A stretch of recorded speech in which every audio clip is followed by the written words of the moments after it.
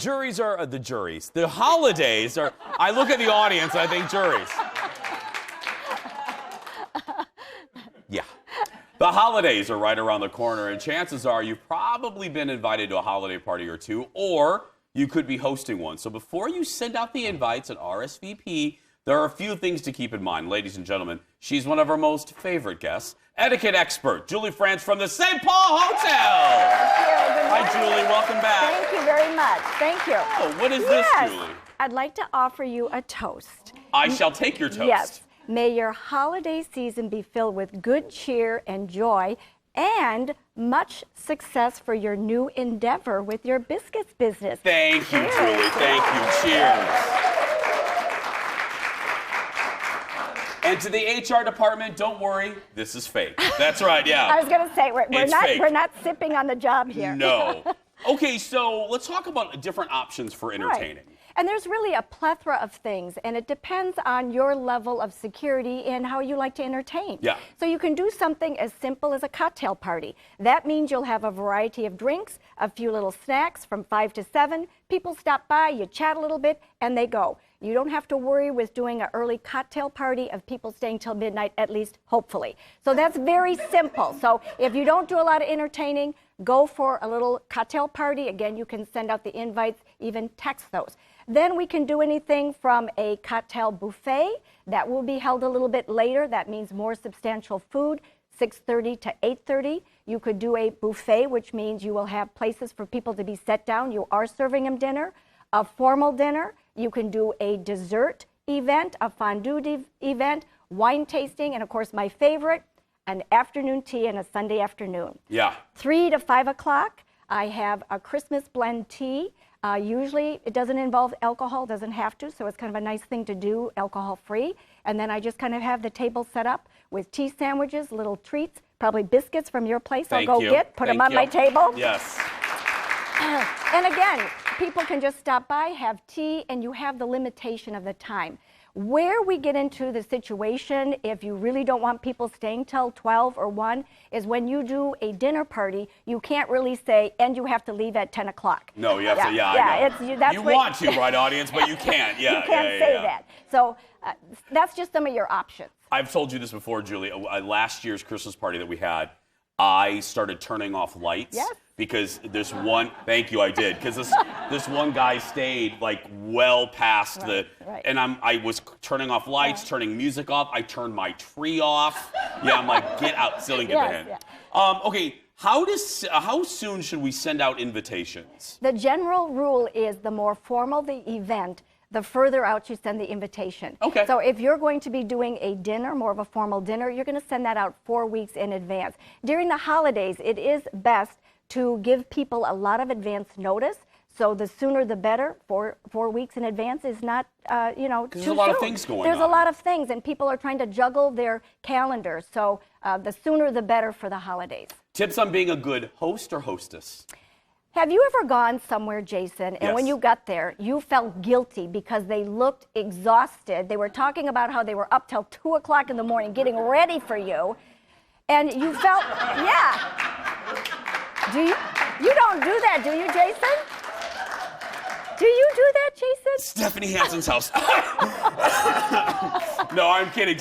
I'm giving Steph a hard time, but no, she throws great dinner parties, but no, I've never felt guilty. Okay. I've never felt guilty. So that is one of the main things, is that as a host or hostess, you want to greet them at the door with a happy attitude. It is more important to please people than impress them. And although we all want to do this beautiful thing and stay up till all hours, you're not going to be a happy camper. And so it's better to just be well rested, a lot of planning in advance, and then be at the door to welcome your guests. And speaking of that in Champaign, what's your feeling on when you greet the guests at the door? Yes. Should you have a signature beverage ready for them, or what's your feeling on that? Here's how I typically do it that seems to work well. I make sure that my husband and I are always available to go to the door.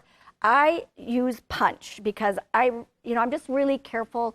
Too much alcohol, especially during the holidays. I'm saying just a beverage in general, even a non-alcoholic one. So one. I usually have a punch bowl sitting on my little island like there. A credenza, yes, on my island. And so right away I take their coat, come on in. And I have some punch over here in a minute. We have some other beverages that we'll offer. Love so that. yes, you should always have some sort of a beverage and some sort of a little snacky thing they can pick up. It gives people something to do rather than just standing there waiting for everybody. It's like go get some punch, have a little snack, and it gives something to do with your hands. Now, we're going to continue with Julie. One of the questions she's going to answer, should you all bring a gift when you go to a party? That's right. Plus, more tips, including Christmas letters and emails when we return. Back after this.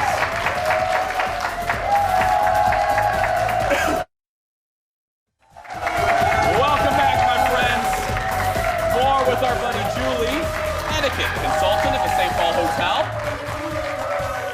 Okay, I want to get in as much as we can, so let's jump right back into it. Should you bring a gift to a holiday party? It is always appropriate to bring a hostess gift. So if you're doing a tree trimming party, an ornament works just great. I typically, when I'm invited somewhere, I always say, is there something that I can bring if it's a dinner and help out? So if I'm bringing an entree or a side dish, then you don't have to bring a hostess gift, but really you should always arrive with something small.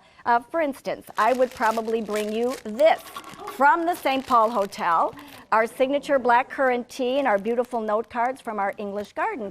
So when you greeted me, I'd say, thank you so much for inviting me, Jason. Just a little something for the holidays. You're welcome. And I shall gleefully accept your present. There we go, yes. Okay, now here's the deal. Okay. Should the host open that?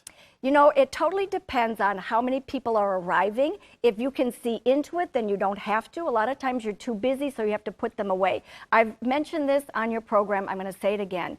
Be very careful about bringing a bouquet of fresh flowers where the hostess then has to find a vase, trim the ends, fill you've got all these things going on. So if you're going to bring flowers, bring them in a container where they've already been arranged, and all she has to do is set them out. You also said something that, it's one of the best pieces of advice.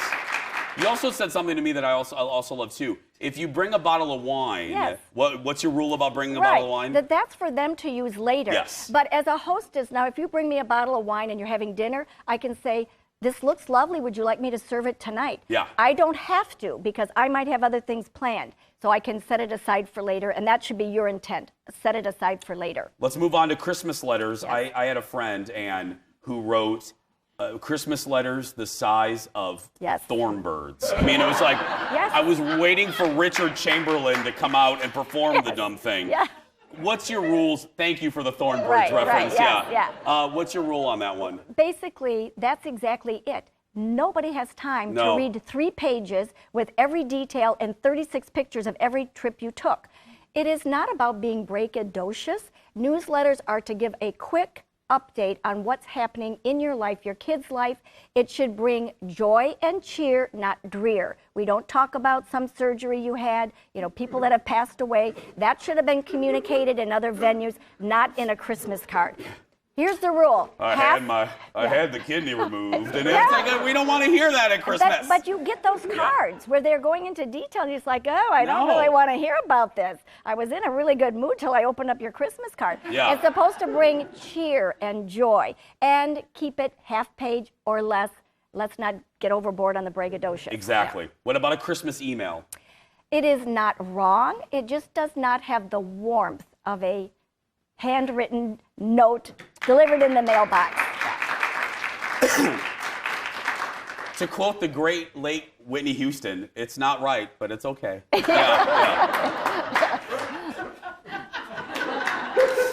When is it necessary to send an email?